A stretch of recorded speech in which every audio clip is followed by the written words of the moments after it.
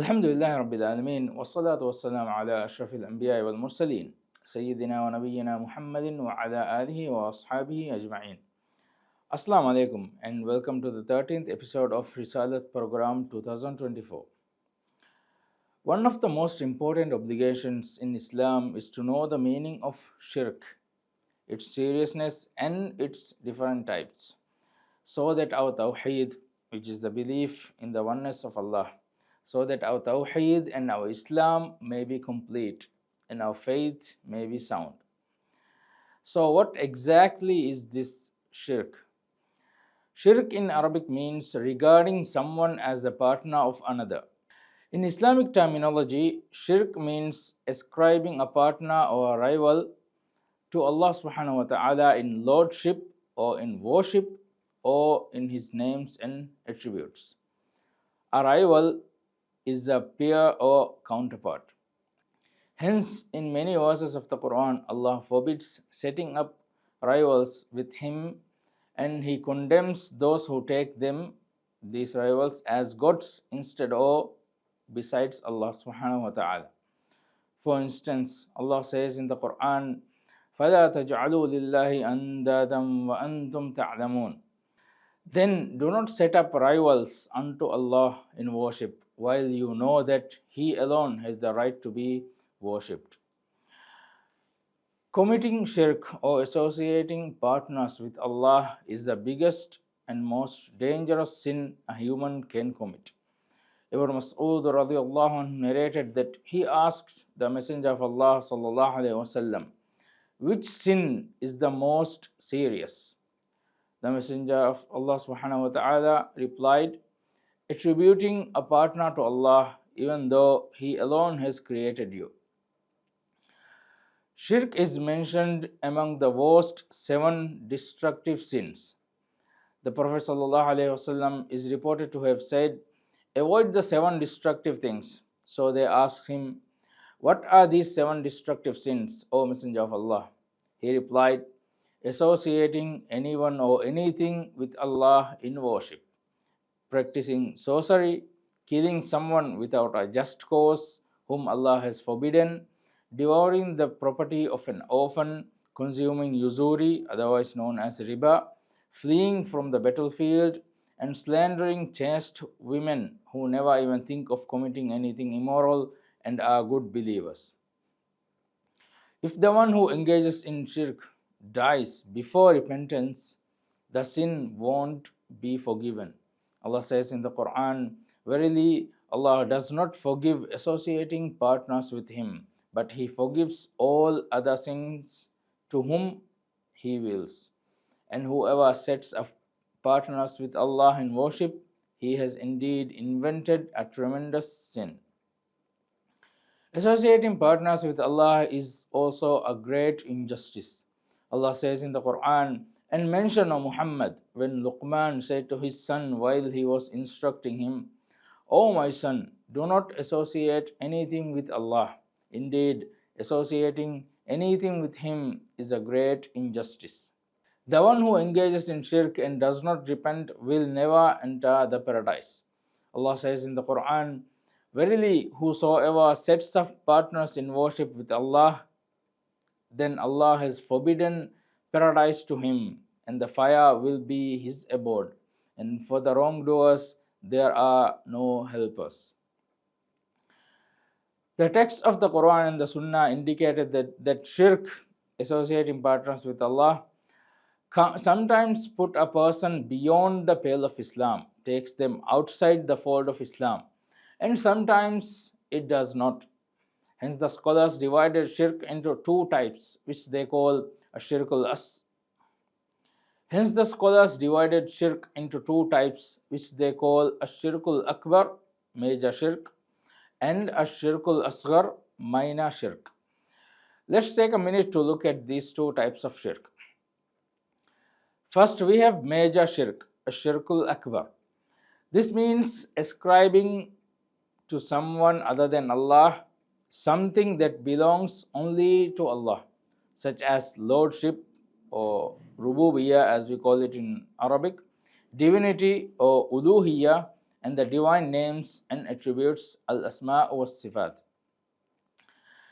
This kind of shirk may sometimes be outward, such as the shirk of those who worship idols and graves, or the dead or the absent.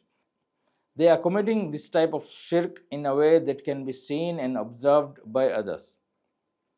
Or it may sometimes be hidden, such as those who put their trust in other false gods besides Allah, or like the shirk and disbelief of the hypocrites, otherwise known as the munafiqeen. Even though their shirk puts them beyond the fold of Islam and it will make them abide in the hell forever, it is a hidden shirk because they make an outward display of Islam and conceal their disbelief and their shirk. So they are committing shirk inwardly but not outwardly.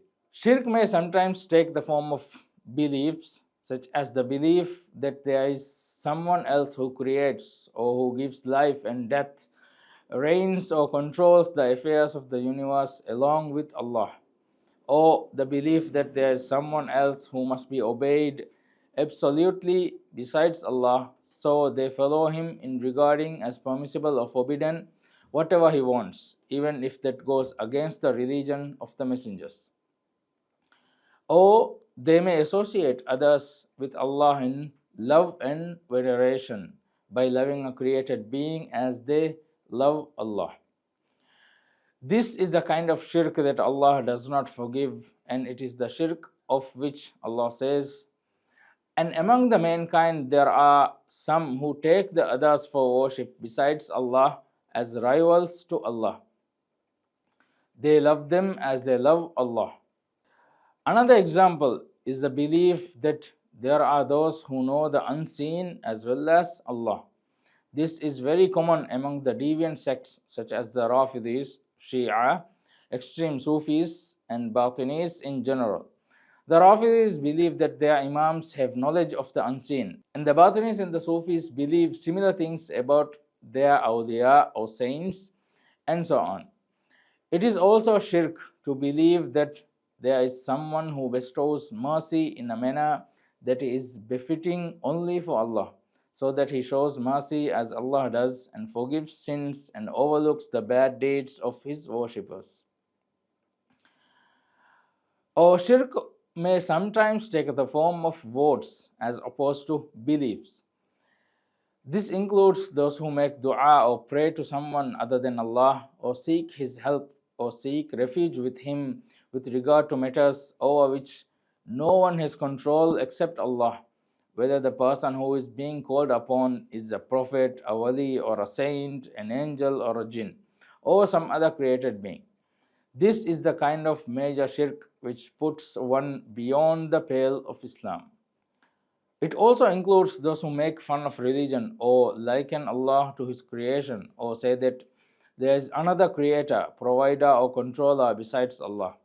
All of these are major shirk and a grave sin that is not forgiven. Shirk may also take the form of actions as opposed to words or beliefs, such as the one who sacrifices, prays, or prostrates to something other than Allah, or who creates or advocates for laws to replace the rulings and laws of Allah and makes that the law to which people are obligated to refer for judgment. Or the one who supports the disbelievers and helps them against the believers, and other acts that go against the basic meaning of faith and put the one who does them beyond the pale of Islam. May Allah keep us safe and sound from committing this dangerous sin. That was major shirk or ashirkul akbar. Then we have minor shirk, ashirkul asghar. This includes everything that may lead to major shirk or which is described in the text as being shirk but does not reach the level of being major shirk.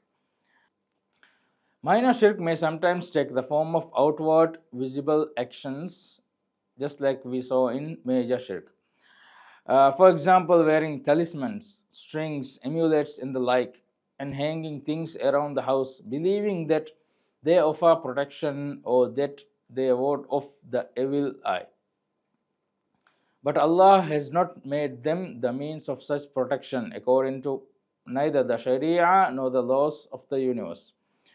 This also applies to one who touches a thing seeking its blessings or barakah, when Allah has not created any barakah or blessing in it, such as kissing the doors of the mosques, touching their thresholds, seeking healing from their dust, and other such actions. And sometimes minor shirk may be hidden, like a little bit of showing off. Or it may also take the form of beliefs, such as the belief that something may be a cause of bringing benefit or warding of harm when Allah has not made it so, or believing that there is barakah or blessing in a thing when Allah has not made it so. It might also include venerating some people or things in a way that does not go so far as ascribing lordship to them, such as swearing by something other than Allah. Showing off while doing acts of worship is a minor shirk, as the Prophet ﷺ has clearly mentioned. It is reported that the Messenger of Allah ﷺ had said, "The thing that I fear most for you is minor shirk." The companions then asked, "O Messenger of Allah, what is minor shirk?" He said, "Showing off. For Allah will say on the day when people are given recompense for their actions, go to those for whom you are showing off with your deeds in the world and see what reward you find with them." That was a brief comparison between major and minor shirk. But what is the difference between them in terms of its ruling? Well, major shirk puts a person beyond the pale of Islam, takes him outside of Islam. So the one who does that is judged to be as such, that he is outside of Islam and to have committed apostasy. So he is a disbeliever and an apostate. Minor shirk, on the other hand, does not put a person beyond the pale of Islam. Rather, even if it is done by a Muslim, he will still remain within the folds of Islam. He is still regarded as a believer. But the one who does that is still in great danger, because minor shirk is a major sin, a big sin. We ask Allah subhanahu wa ta'ala to make our hearts steadfast in adhering to His religion until we meet Him, and we seek refuge in Him from going astray, especially from all the types and forms of shirk. Wassalamu alaikum wa rahmatullahi wa barakatuh.